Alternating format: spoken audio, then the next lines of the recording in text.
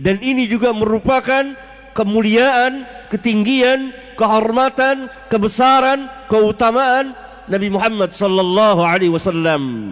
Karena Allah jadikan beliau penutup bagi seluruh para nabi dan rasul.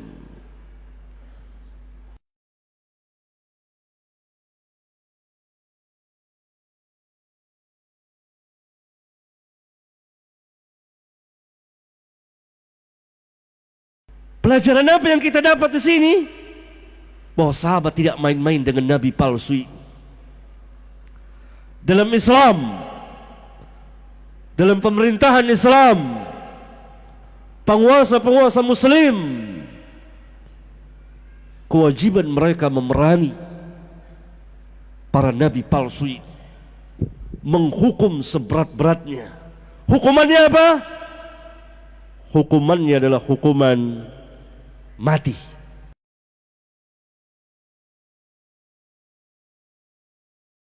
Assalamualaikum warahmatullahi wabarakatuh.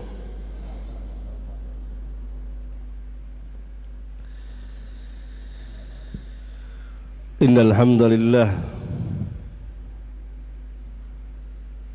nahmaduhu wa nasta'inuhu wa nastaghfiruh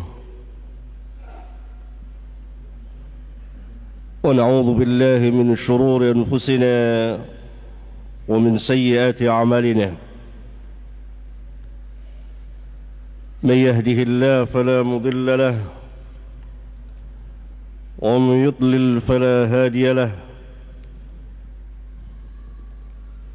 وأشهد أن لا إله إلا الله وحده لا شريك له وأشهد أن محمدًا عبده ورسوله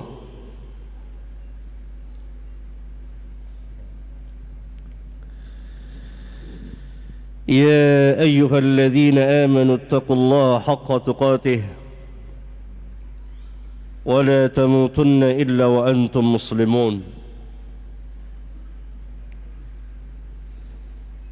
يا أيها الناس اتقوا ربكم الذي خلقكم من نفس واحدة وخلق منها زوجها وبث منهما رجالا كثيرا ونساء واتقوا الله الذي تساءلون به والأرحام إن الله كان عليكم رقيبا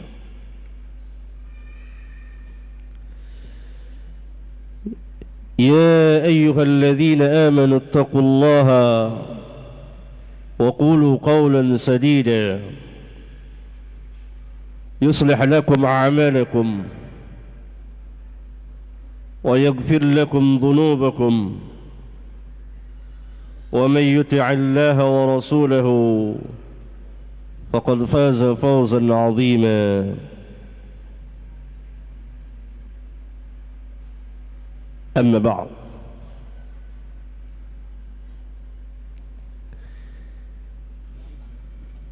أيها الإخوة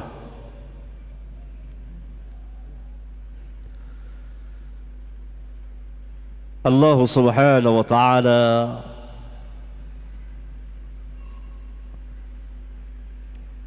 telah berfirman dalam kitabnya yang mulia,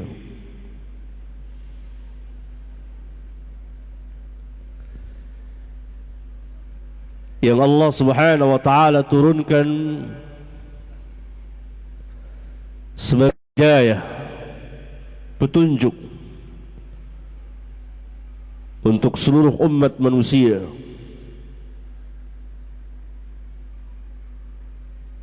Dan yang menjadi mukjizat Nabi kita yang mulia sallallahu alaihi wasallam, mukjizat terbesar yang Allah berikan kepada beliau, mukjizat ilmiah. Allah Subhanahu wa taala berfirman dalam kitabnya yang mulia Al-Quran, surat Al-Ahzab ayat 40, ما كان محمد أبا أحد من رجالكم ولكن رسول الله وخاتم النبيين وكان الله بكل شيء عليما. Muhammad bukanlah bapa dari salah seorang laki-laki di antara kamu, akan tetapi Muhammad adalah utusan Allah dan penutup bagi sekalian para nabi. Muhammad adalah Rasulullah dan penutup para nabi, dan Allah terhadap segala sesuatu Maha mengetahui. Ayat yang mulia ini merupakan pemberitahuan dari Rabbul Alamin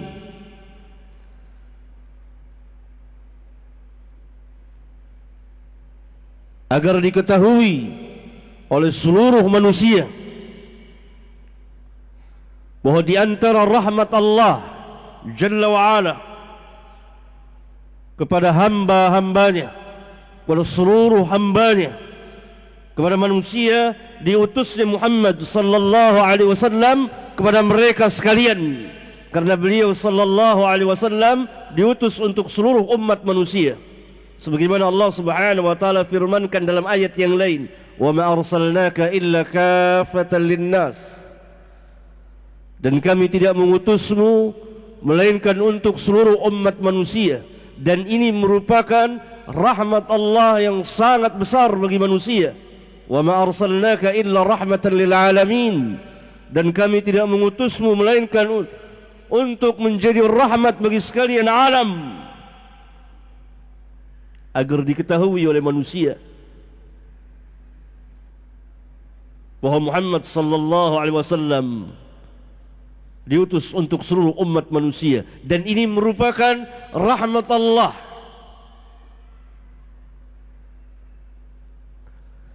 Dan kemuliaan Allah Subhanahu wa taala, dan Allah Subhanahu wa taala telah memuliakan Rasulullah sallallahu alaihi wasallam dengan ditutupnya al-anbiya wal mursalin oleh beliau.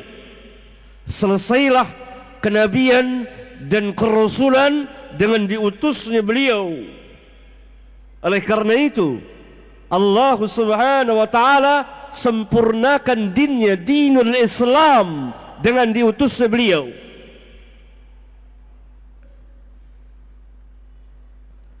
Seluruh para nabi dan rasul membawa dinul Islam, bukan agama yang lain. Tetapi ada keterbatasan. Yang pertama, Nabi dan Rasul diutus khusus untuk kaumnya, tidak untuk yang lain. Musa diutus untuk Bani Israel, maka hanya untuk Bani Israel lah beliau Musa berdakwah.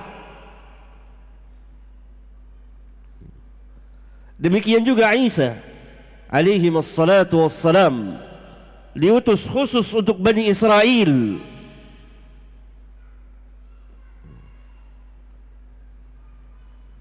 Akan tetapi Muhammad alaihi salatu wassalam Allah utus untuk seluruh umat manusia.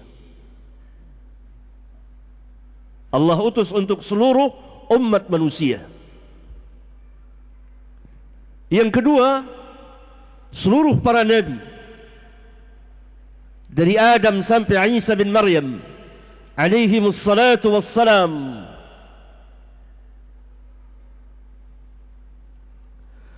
yang membawa, di mana mereka membawa dinul Islam, mendakwakan dinul Islam dengan syariat yang belum lengkap, belum sempurna.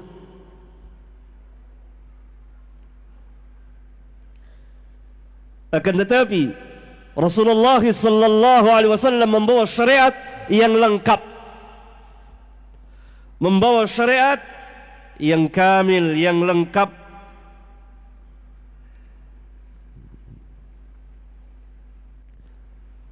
Al-yawma aqbaltu lakum dinakum wa atmamtu alaikum ni'mati wa raditu lakumul Islam dinah.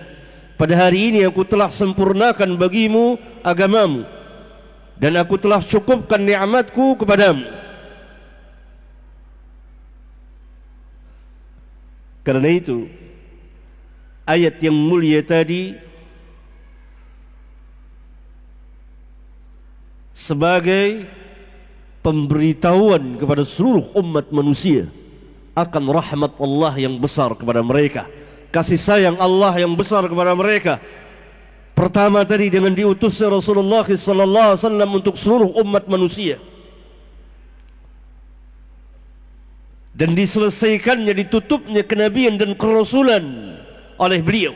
Dan ini juga merupakan kemuliaan, ketinggian, kehormatan, kebesaran, keutamaan Nabi Muhammad sallallahu alaihi wasallam, karena Allah jadikan beliau penutup bagi seluruh para nabi dan rasul.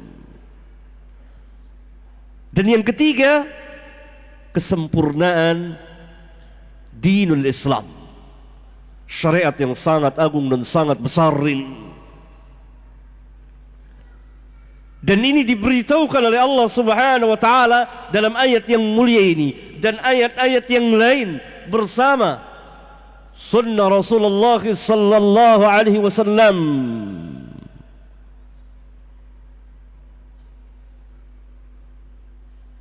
Bahwa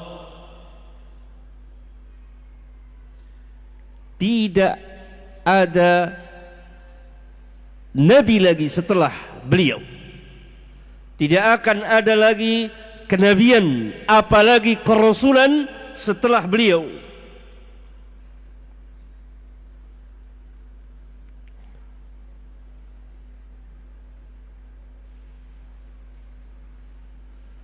Ayyuhal ikhwah, saudara-saudara sekalian,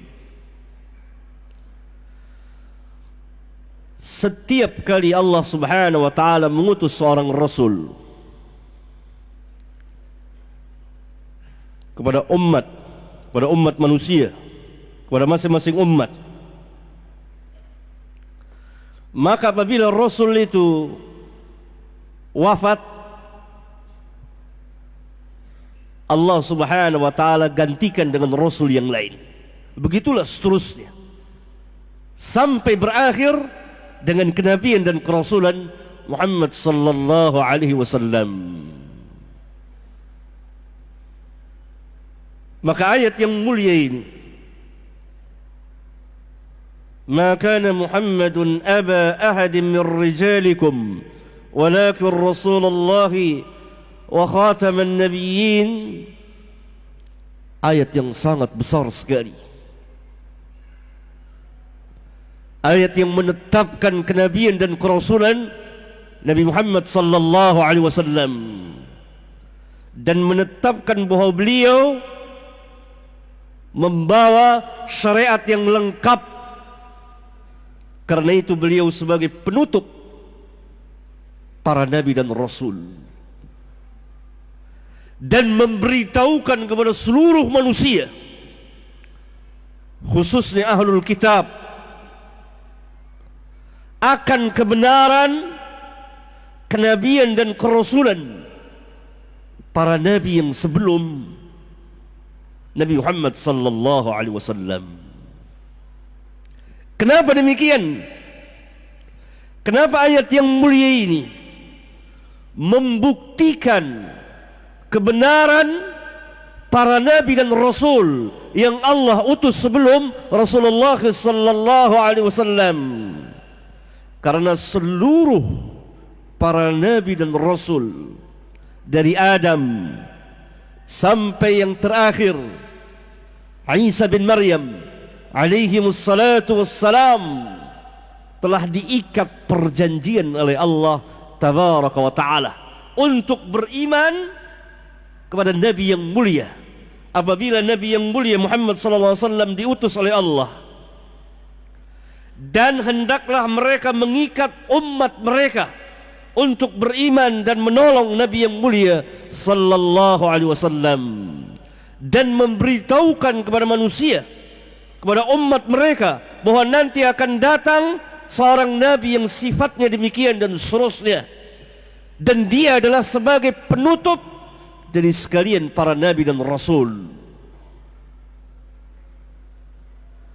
Allah subhanahu wa ta'ala berfirman dalam kitabnya yang mulia,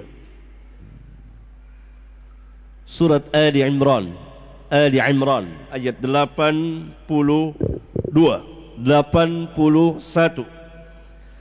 Wa idh akhadha Allahu mitsaqan nabiyyin lama ataitukum min kitabin wa hikmah ثم جاءكم رسول مصدق لما معكم لتؤمنن به ولتنصرنه, yang artinya, dan ingatlah ketika Allah mengikat perjanjian an-nabiyyin kepada seluruh para nabi.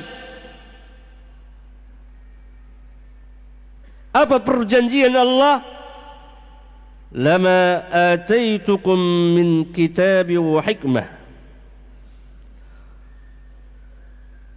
apa saja yang aku berikan kepada kamu, baik berupa kitab seperti Taurat, Zabur dan Injil yang Allah berikan kepada Musa, Daud dan Isa alaihi wassalatu wassalam, wa hikmah dan hikmah. ثم جاءكم رسول مصدق لما معكم, kemudian datang kepada kamu seorang rasul. Siapa rasul di sini? Nabi Muhammad sallallahu alaihi wasallam, yang membenarkan apa yang ada pada kamu. La tu'minunna bihi wa la tansurunnah, sungguh pasti kamu akan beriman dengannya, yakni hendaklah kamu beriman kepadanya dan menolongnya. Lihat perjanjian yang besar di antara Allah dengan seluruh para nabi. Allah telah mengikat perjanjian kepada seluruh para nabi yang Allah utus, yang kepada sebagian mereka Allah telah berikan kitab, dan kepada seluruh mereka Allah telah berikan ilmu hikmah. Apa saja yang aku berikan kepada kamu berupa kitab dan hikmah, nanti ketika datang seorang rasul, dalam Taurat dan Injil, dalam Taurat, Zabur dan Injil disebut namanya Ahmad atau Muhammad alaihi salatu wassalam, yang membenarkan apa yang ada pada kamu, yakni perjalanan seluruh kenabian, perjalanan seluruh para nabi dan rasul sama, dakwah mereka sama, perintah mereka sama, larangan mereka sama, mereka menegakkan keadilan, mereka menegakkan tauhid.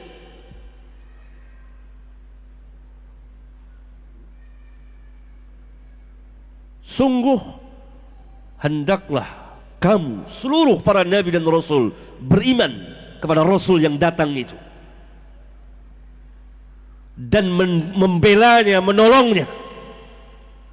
Yakni kalau kamu masih hidup ketika diutusnya rasul itu, hendaklah kamu beriman.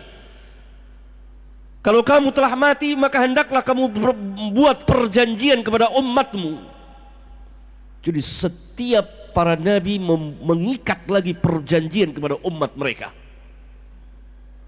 Nanti akan ada seorang nabi begini dan begitu, sifatnya dijelaskan jelas, terang, nyata.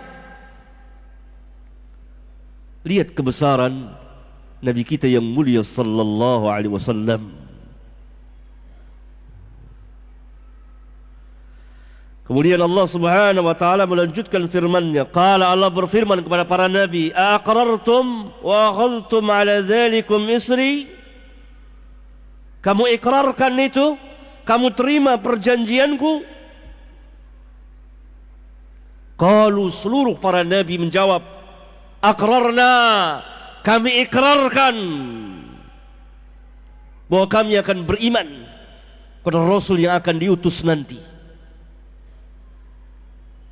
Rasul yang membawa syariat yang lengkap, Rasul yang diutus untuk seluruh umat manusia, yang dengannya Allah tutup kenabian dan kerasulan. Kala, Allah berfirman lagi kepada para nabi, "Fashhadu," saksikanlah oleh kalian, "wa ana ma'akum minasyahidin," dan aku bersama kamu termasuk yang menyaksikan. Allah yang jadi saksi, kemudian para nabi dan rasul. Maka dalam ayat 82 Allah Subhanahu wa taala melanjutkan firman-Nya, "Faman tawalla ba'da dzalik," barang siapa yang berpaling sesudah itu, tidak beriman kepada nabi itu, tidak membenarkan nabi itu, tidak membela nabi itu, faulaika humul fasiqun, maka mereka itulah orang-orang yang fasik. Seluruh para nabi dan rasul beriman kepada Nabi Muhammad sallallahu alaihi wasallam, membenarkan beliau, memberitahukan kepada umat mereka masing-masing, memberi kabar gembira dari satu nabi ke nabi yang lain sampai generasi para nabi dan rasul yang terakhir, yaitu Isa bin Maryam, nabi yang terakhir yang memberi kabar gembira kepada Bani Israel akan kedatangan seorang nabi dan rasul yang namanya Ahmad dan seterusnya. Allah Subhanahu wa taala berfirman dalam surat Shaf ayat 6. Wa idh qala Isa bin Maryam, dan ingatlah ketika Isa bin Maryam berkata, "Ya Bani Israel, wahai Bani Israel, inni Rasulullah ilaikum." Lihat, sesungguhnya aku adalah utusan Allah, Rasulullah kepada kamu. Musaddiqan lima baina yadayya minat Taurati, yang kedatanganku adalah membenarkan yang apa yang ada di hadapanku, yaitu Taurat. Wa mubasysyiran bi rasulin ya'ti min ba'di ismuhu Ahmad, dan mubasysyiran sebagai pemberi kabar gembira akan kedatangan seorang rasul sesudahku, min ba'di ismuhu Ahmad, sesudahku yang namanya Ahmad. Kemudian Allah Subhanahu wa taala mengatakan, "Falamma ja'ahum bil bayyinat," maka tatkala nabi yang bernama Ahmad itu datang kepada mereka bil bayyinat, bil bayyinat, dengan bukti-bukti, dengan hujjah, dengan dalil yang membuktikan kenabian dan kerasulan beliau, yang membuktikan bahwa beliau adalah orang yang disebut-sebut oleh seluruh para nabi dan rasul dan termaktub di kitabullah, di kitab Allah, Taurat, Zabur dan Injil, dan yang diberi kabar oleh para nabi dan rasul sampai yang terakhir, yaitu Isa bin Maryam alaihi wassalatu wassalam. Kalau mereka mengatakan hadza sihrun mubin, ini adalah sihir yang nyata. Lihat, berarti pengakuan seseorang atau diakuinya seseorang sebagai nabi, apalagi sebagai rasul, atau dia mengatakan dia mendapat wahyu dari Allah, maka orang ini bersama para pengikutnya bukan hanya mendustakan Rasulullah sallallahu alaihi wasallam, tetapi membatalkan, mendustakan seluruh al-anbiya wal mursalin. Karena kalau ada nabi lagi setelah Rasulullah sallallahu alaihi wasallam, berarti seluruh perkataan para nabi dan rasul dari zaman ke zaman sampai kepada Isa bin Maryam batal. Lihat alangkah dahsyatnya dan besarnya kemungkaran dari orang yang mengaku dirinya sebagai nabi, yang mengaku mendapat wahyu atau diakui sebagai nabi bersama para pengikutnya, maka mereka semua telah mendustakan kenabian seluruh para nabi dan rasul dari Adam sampai Muhammad alaihi wassalatu wassalam, yang jumlahnya begitu banyak, karena seluruh para nabi telah memberitahukan akan kedatangan Rasulullah sallallahu alaihi wasallam secara lengkap, bukan hanya memberitahukan rasul yang namanya Ahmad, tidak, tapi secara lengkap. Nanti akan datang seorang rasul namanya Ahmad, namanya Muhammad, sifatnya demikian dan seterusnya, dan dia sebagai penutup khataman nabiyyin, penutup sekalian para nabi dan rasul. Oleh karena itu Allah Subhanahu wa ta'ala mengancam kepada siapa saja yang mengadakan kebohongan dusta atas nama Allah Jalla wa'ala.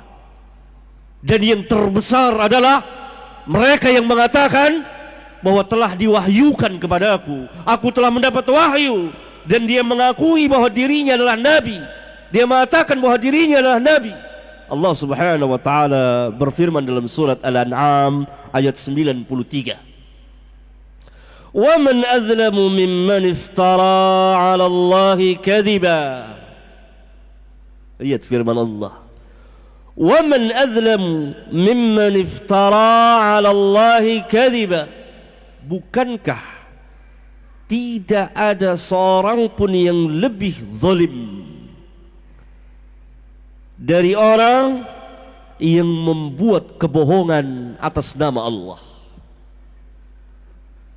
seperti mengatakan bahwa Allah mempunyai sekutu, seperti mengatakan bahwa Allah mempunyai anak. Semuanya adalah kebohongan atas nama Allah. Au qala uhiya ilayya wa lam yuha ilaihi syai'un. Atau dia mengatakan, perhatikan baik-baik ini, atau dia mengatakan telah diwahyukan kepadaku, dijawab oleh Allah, walam yuha ilaihi syai'un, padahal tidak diwahyukan sesuatu pun juga, sedikit pun juga kepadanya. Waman qala, dan orang yang mengatakan saunzilu mithla ma anzalallah, aku akan menurunkan seperti yang Allah turunkan. Allah menurunkan apa? Al-Quran. Aku pun bisa menurunkan yang seperti Al-Quran. Allah Subhanahu wa ta'ala katakan tidak ada yang lebih zalim dari orang ini. Kemudian Allah Subhanahu wa ta'ala berfirman kepada kita, walau tara idh zalimuna fi ghamaratil mauti, dan kalau sekiranya engkau, ai Muhammad, dan untuk kita semua orang-orang yang beriman, melihat, menyaksikan dengan mata kepala ketika orang-orang zalim itu fi ghamaratil maut, berada dalam kesengsaraan kematian, sakaratul maut, wal malaikatu basitu aydihim, dan malaikat memukul mereka, dipukulin oleh para malaikat. Kemudian para malaikat itu berkata, akhriju anfusakum, keluarlah dirimu. Ini ketika sakaratul maut. Kita tidak melihat, tapi kita beriman, meyakini apa yang Allah katakan. Allah katakan, walau tara, kalau sekiranya engkau melihat, idh zalimuna fi ghamaratil maut wal malaikatu basitu aydihim akhriju anfusakum. Kalau sekiranya kamu melihat ketika orang-orang yang zalim itu berada dalam kesengsaraan kematian, sakaratul maut, dan ketika itu malaikat memukuli mereka, wal malaikatu basitu aydihim, mengembangkan tangan yang dimaksud adalah darab, memukuli mereka, dan malaikat mengatakan akhriju, keluar, ruh itu dikeluarkan. Al-yawma tujzauna 'adzabal khuni bima kuntum taquluna 'ala Allah ghairal haqqi wa kuntum an ayatihi tastakbirun. Pada hari ini, jadi sejak keluar ruhmu, kamu akan dibalas dengan azab yang sangat hina disebabkan kamu telah mengatakan atas nama Allah tanpa hak. Kamu telah berbohong atas nama Allah. Kamu mengangkat dirimu sebagai nabi, dan kamu telah berlaku sombong terhadap ayat-ayat Allah. Berkata Al-Hafidh Ibn Kathir rahmatullahi alaihi rahmatan wasi'atan, ketika menafsirkan ayat yang mulia ini di kitabnya Al-Bidayah wan Nihayah, beliau mengatakan, famusailamatu wal aswad wa amthaluhuma la'anahumullah ahaqqun nas dukhulan fi hadhihi al-ayati al-karimah wa awlahum bihadhihi al-'uqubati al-'azimah.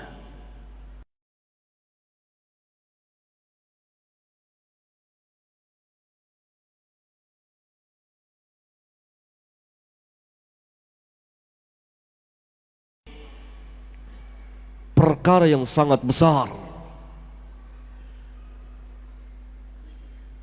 yang menyedihkan, yang membuat gundah hati Rasulullah sallallahu alaihi wasallam.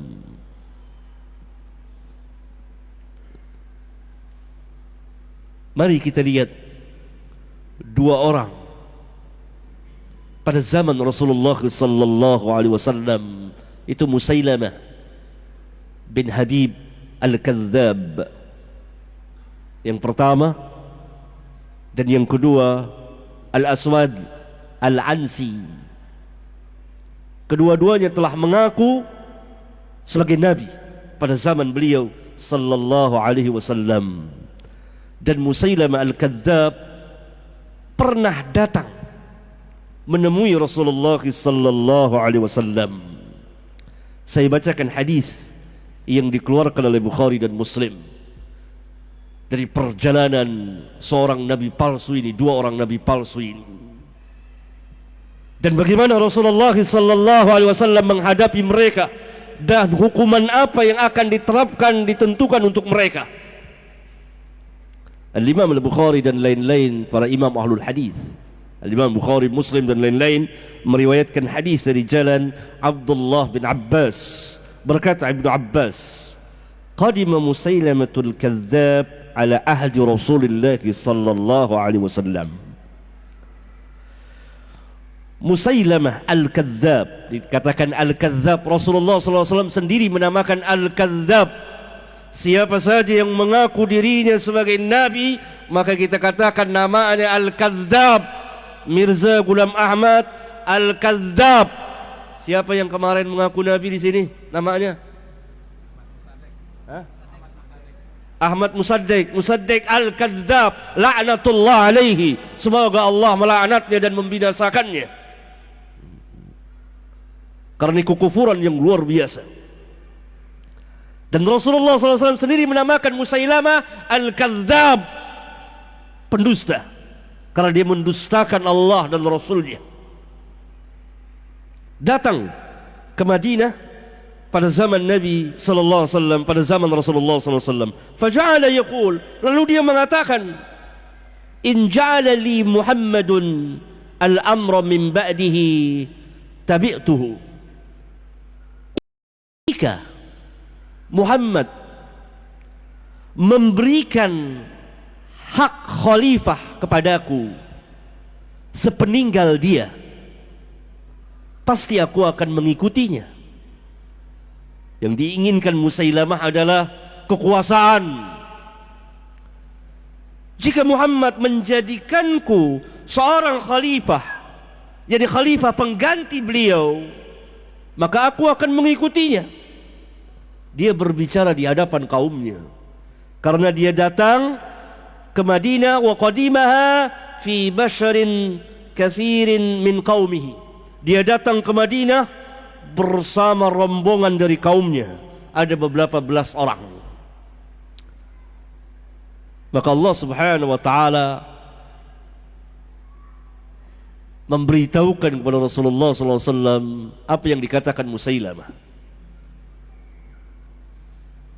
Atau Rasulullah SAW mendapat berita langsung dari sahabat yang mendengarnya. Dan Musailamah dengan sombongnya tidak mau datang pada menemui Rasulullah SAW.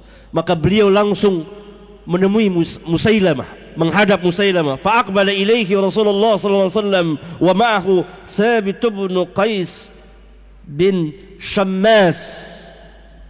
Maka beliau menemui Musailamah, datang berhadapan dengan Musailamah, dan ikut bersama beliau juru bicara beliau, khatibnya Thabit bin Qais bin Shammas, yang terkenal sebagai khatib Rasulullah sallallahu alaihi wasallam, juru bicara Rasulullah sallallahu alaihi wasallam. Wa fi yadi Rasulullah sallallahu alaihi wasallam qit'atu jarid. Di tangan Rasulullah sallallahu alaihi wasallam ada sepotong pelepah korma yang sudah tidak ada daunnya. Hatta waqafa ala Musailamah fi ashabihi, sampai beliau berdiri ya di hadapan Musailamah yang ketika itu berada di tengah-tengah sahabat-sahabatnya, kaumnya. Kemudian beliau berkata kepada Musailamah, "Lau sa'altani hadhihi al-qit'ata ma a'taitukaha." Kalau sekiranya engkau meminta kepadaku sepotong pelepah korma ini, pasti aku tidak akan memberikannya kepadamu. Apalagi khilafah, apalagi yang lebih daripada itu. Sepotong pelepah korma tidak akan aku berikan kepadamu. Walan ta'du amrallahi fika, dan engkau tidak akan mampu melampaui ketentuan, keputusan atau hukum Allah terhadapmu. Wala in adbarta, dan jika engkau berpaling dari mentaatiku, la ya'kirannaka Allah, pasti Allah akan membunuhmu, pasti Allah akan membinasakanmu, yakni menghancurkanmu. Wa inni la uraka alladhi uritu fihi ma ra'aitu, dan sesungguhnya saya mengira bahwa engkau adalah orang yang diperlihatkan kepadaku di dalam mimpiku tentang keadaan dirimu yang sebenarnya. Yakni sebelum itu, sebelum berjumpa dengan Musailamah, Allah mewahyukan kepada Rasulullah SAW melalui mimpi. Mimpi para nabi hak, wahyu.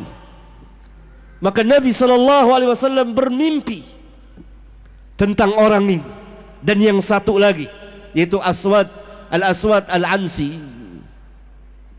Kemudian Ibnu Abbas bertanya, cerita tentang mimpi Rasulullah SAW. Maka Ibnu Abbas berkata, fa akhbarani Abu Hurairah, maka Abu Hurairah telah menceritakan kepadaku, anna Rasulullah sallallahu alaihi wasallam qala, sesungguhnya Rasulullah sallallahu alaihi wasallam telah bersabda, baina ana naimun, ketika saya sedang tidur, saya bermimpi, ra'aitu fi yadai siwaraini min dhahab, saya melihat di kedua tangan saya ada dua buah gelang yang terbuat dari emas.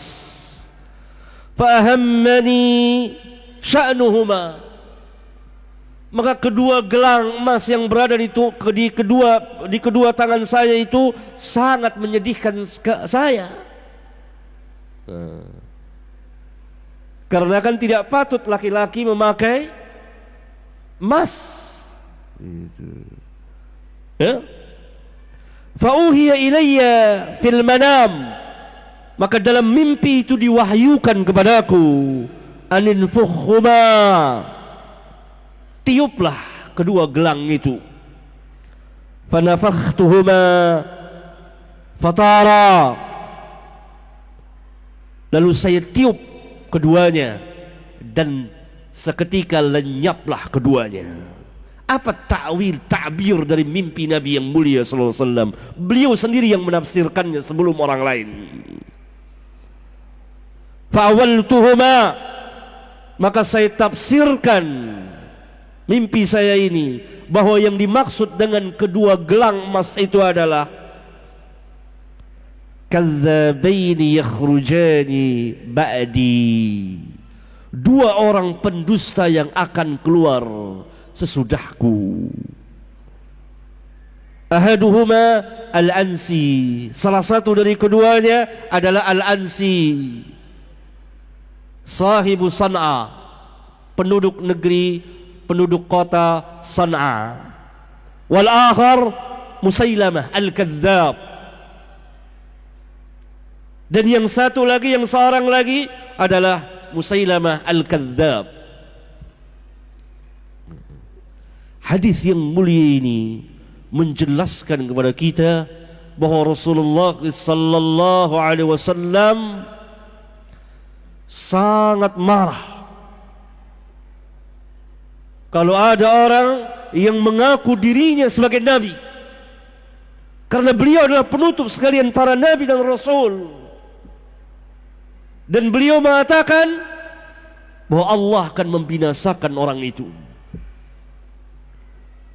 Dan ini terbukti, siapa saja yang mengaku dirinya sebagai nabi, maka dia akan hidup penuh dengan kesengsaraan, khususnya pada akhir hayatnya, dan lebih khusus lagi ketika dicabut nyawanya oleh malakul maut, yang di situ penuh dengan malaikat azab, yang tadi kita telah baca ayat-ayatnya, bagaimana malaikat itu memukuli orang-orang yang zalimin, dan pasti Allah akan membinasakannya. Karena Rasulullah sallallahu alaihi wasallam bersabda, kalau engkau berpaling, yakni tidak beriman kepadaku dan tetap pada pendirianmu, la ya'kirannakallah, pasti Allah akan membinasakanmu. Maka Al-Ansi, Al-Aswad Al-Ansi binasa, mati dibunuh oleh Fayruz Ad-Dailami. Sebagian ahli tafsir mengatakan, sebagian ahli sejarah mengatakan bahwa dibunuhnya Al-Aswad Al-Ansi bertepatan dengan kematian Nabi sallallahu alaihi wasallam. Sebagian lagi mengatakan setelah Nabi wafat tidak berapa lama dibunuh. Dia telah mengangkat dirinya sebagai nabi di daerah Yaman sana, di kota San'a, dan dia telah merebut situ, berperang, lalu dibunuh oleh seorang yang bernama Fayruz Ad-Dailami dan bersama kawan-kawannya. Kemudian Fayruz menulis surat kepada Abu Bakar As-Siddiq, dan ini membuktikan bahwa Rasulullah SAW telah wafat. Kabar gembira bahwa Al-Aswad mati, tinggal seorang lagi, yaitu Musailamah Al-Kadzdzab. Saya ingin jelaskan kepada kaum muslimin bahwa perkara seseorang mengaku dirinya sebagai nabi dan diikuti ada pengikutnya di tengah-tengah kehidupan kaum muslimin, bukanlah perkara yang ringan, bukanlah perkara yang kecil, tapi perkara yang maha besar. Karena ini adalah kebohongan dan pembatalan terhadap seluruh kenabian, seluruh dakwah para nabi dan rasul dari Adam sampai Muhammad alaihi wassalatu wassalam. Karena itu Allah subhanahu wa ta'ala mewahyukan kepada Rasulullah SAW dalam tidurnya, tiup, maksud lenyapkan mereka.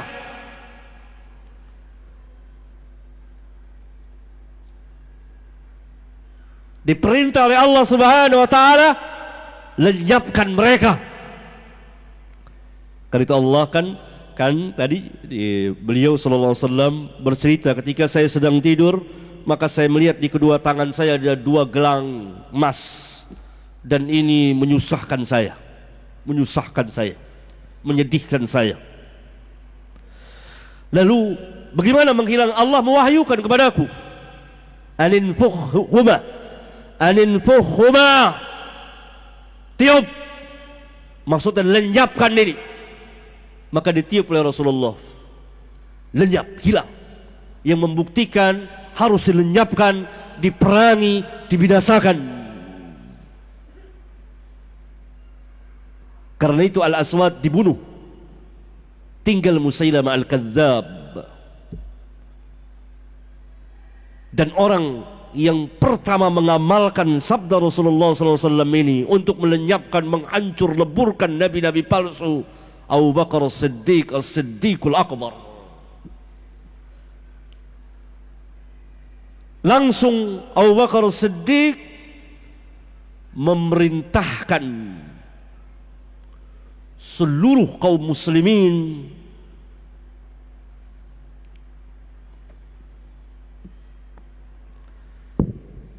untuk bangkit memerangi Musailamah Al-Kadzdzab dalam peperangan yang dicatat oleh sejarah, peperangan yang sangat dahsyat dan luar biasa, di mana para sahabat ridwanullah alaihim jami'an dalam perang melawan Musailamah Al-Kadzdzab telah memiliki kesabaran yang luar biasa.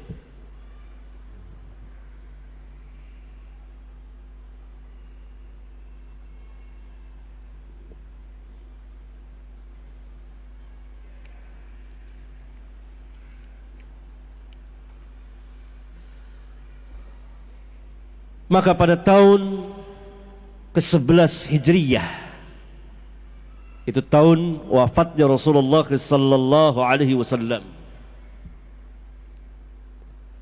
mungkin di akhir-akhir tahun 11 Hijriyah, karena para ulama berselisih kapan terjadinya peperangan dengan Musailamah Al-Kadzdzab, tahun ke-11 atau ke-12 Hijriyah. Sebagian ulama mendudukkan, menjamak, dimulai dari tahun ke-11 berakhir pada tahun ke-12 Hijriyah. Mungkin terjadi di akhir-akhir tahun 11 Hijriyah, berakhir di awal-awal tahun 12 Hijriyah. Maka Abu Bakar As-Siddiq, As-Siddiqul Akbar, memerintahkan kepada kaum muslimin, kepada para sahabat ridwanullah alaihim jami'an di Madinah ketika itu, pusat khilafah Islamiyah, untuk bangkit dan berkumpul semuanya dan berangkat ke negeri Yamamah. Ini antara Saudi Arabia dan daerah Yaman, Yamamah. Maka Abu Bakar As-Siddiq, As-Siddiqul Akbar, mengangkat Thabit bin Qais bin Shammas sebagai panglima perang dari kaum Ansar. Berangkatlah Thabit bin Qais bersama sejumlah para sahabat dari Madinah. Dan sebelum Abu Bakar As-Siddiq mengutus Thabit bin Qais bin Shammas untuk memerangi Musailamah Al-Kadzdzab, Abu Bakar As-Siddiq telah mengutus terlebih dahulu Ikrimah bin Abi Jahal, berangkat terlebih dahulu. Ini siasah perang dari Abu Bakar As-Siddiq dalam mengutus pasukan-pasukannya. Yang terakhir, Abu Bakar As-Siddiq mengutus Khalid bin Walid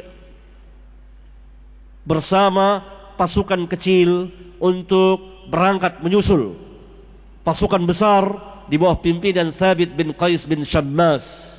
Dan Abu Bakar As-Siddiq, As-Siddiqul Akbar radhiyallahu ta'ala anhu, memerintahkan Khalid bin Walid untuk memimpin, menjadi panglima perang seluruh pasukan kaum muslimin.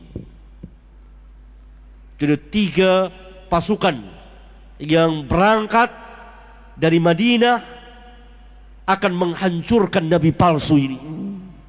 Lihat bagaimana para sahabat ridwanullah alaihim jami'an tidak main-main, tidak menganggap kecil kepada orang yang mengaku dirinya sebagai nabi.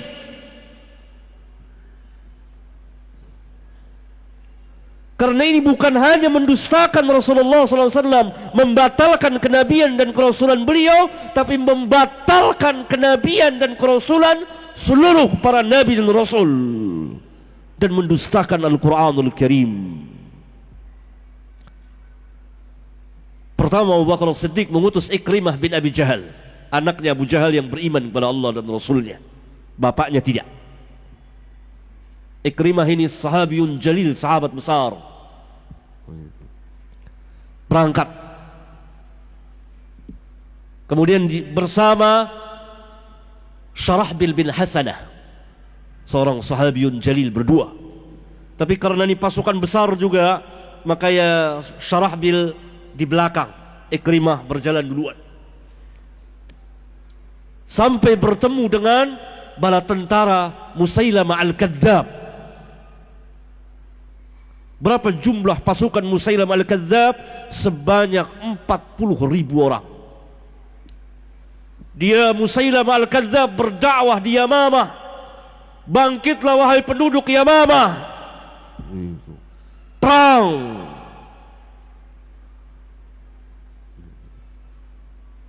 Dan dia dengan sahabatnya, orang munafik ini, yang berkhianat dan berdusta atas nama Rasulullah SAW, seorang yang bernama Rijal bin Unfuah. Rijal ini datang ke Madinah, dia beriman, yakni menyatakan keimanannya seperti orang-orang munafikun. Dan dia menghafal, membaca surat Al-Baqarah. Kemudian dia berangkat pulang ke negerinya Yamamah.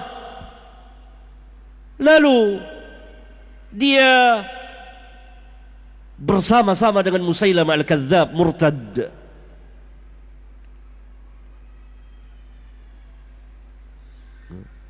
Bersama-sama dengan Musailamah Al-Kadzab. Padahal sebelumnya Abu Bakar As-Siddiq telah memerintahkan kepadanya untuk berdakwah ke Yamamah. Tapi dasar orang munafik, dia bergabung dengan Musailamah. Kata ahli sejarah seperti Al-Hafidh Ibn Katsir dan lain-lain, Rijal dan Musailamah ini dua orang bersahabat. Maka penduduk Yamamah ketika itu belum banyak yang percaya kepada Musailamah Al-Kadzab bahwa dia nabi. Datang si Rijal ini, lalu dia berbohong atas nama Rasulullah SAW bahwa saya bersaksi bahwa Rasulullah SAW telah bersabda, di mana beliau mengatakan bersabda bahwa Musailamah beserta dia, beliau menyertai Musailamah, yakni bersama-sama dalam hak kenabian. Maka penduduk Yamamah begitu mendengar apa kata si Rijal ini, terfitnah, percaya. Maka fitnah Rijal lebih besar dari fitnah Musailamah Al-Kadzab, karena dia yang berbohong kepada penduduk Yamamah bahwa Nabi SAW mengatakan bahwa Musailamah adalah seorang nabi. Maka berimanlah penduduk Yamamah kepada Musailamah Al-Kadzab. Maka bertemulah pasukan besar antara Ikrimah bin Abi Jahal dengan Musailamah Al-Kadzab. Tapi karena tidak ada keseimbangan jumlah, maka dengan gagah beraninya Ikrimah bin Abi Jahal menantang perang tanding. Sebelum perang besar, perang tanding dengan dia. Maka terjadilah perang tanding yang dicatat dalam sejarah, perang tanding yang luar biasa antara Ikrimah bin Abi Jahal dengan pasukan Musailamah Al-Kadzab. Maka Ikrimah dapat membinasakan dan membunuh orang itu sambil menunggu para sahabat yang lain. Syarahbil bin Hasanah, sahabiyun jalil, datang. Kemudian datang lagi Thabit bin Qais. Kemudian datang lagi yang terakhir Khalid bin Walid sebagai panglima perang seluruhnya. Maka Musailamah al-Kadzdzab tahu dia siapa yang datang dan siapa yang menjadi panglima perang, itu Khalid bin Walid. Maka dia mempersiapkan bala tentara yang luar biasa, dan dia bangkitkan seluruh penduduk Yamama untuk bangkit perang pada hari ini. Dan dia punya Quran tersendiri yang dia ciptakan dengan lafaznya, dengan kata-katanya yang sangat buruk sekali. Maka terjadilah perang yang luar biasa yang tercatat dalam sejarah. Belum pernah sahabat ridwanullah alaihim jami'an sabar dalam medan perang seperti kesabaran mereka melawan nabi palsu ini. Banyaklah yang gugur dari sahabat besar ketika itu, termasuk panglima perang yaitu Thabit bin Qais bin Syammas, yang Nabi SAW telah bersabda, Thabit ahlul jannah, dia akan mati syahid. Terjadi perang besar luar biasa sampai mereka dapat mengalahkan Musailamah al-Kadzdzab. Jumlah pasukan Musailamah yang mati dari 10.000 sampai 21.000 orang, kurang lebih 10 sampai 20.000 orang mati. Adapun para sahabat yang wafat 500 sampai 700 orang. Dan sahabat-sahabat besar banyak mati di medan perang ini.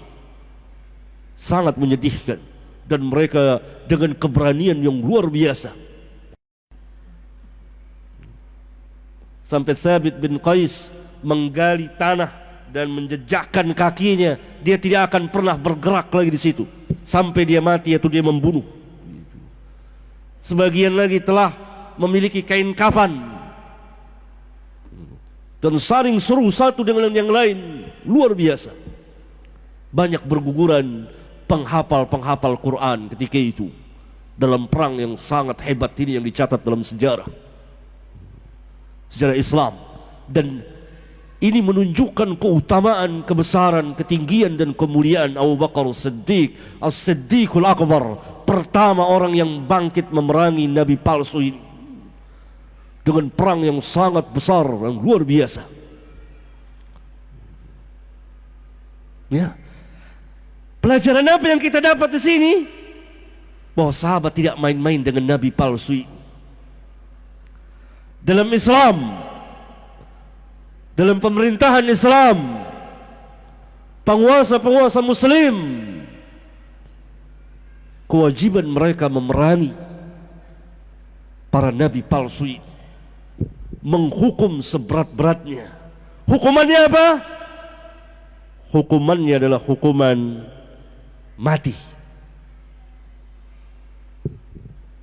Mana dalilnya? Selain dari hadis yang tadi, hadis yang lain. Musailamah al-Kadzdzab juga punya utusan. Maka Musailamah mengutus utusannya menemui Rasulullah sallallahu alaihi wasallam. Al-Imam Abu Daud dan Al-Imam Ahmad dan lain-lain meriwayatkan sebuah hadis dari jalan Nuaim bin Mas'ud.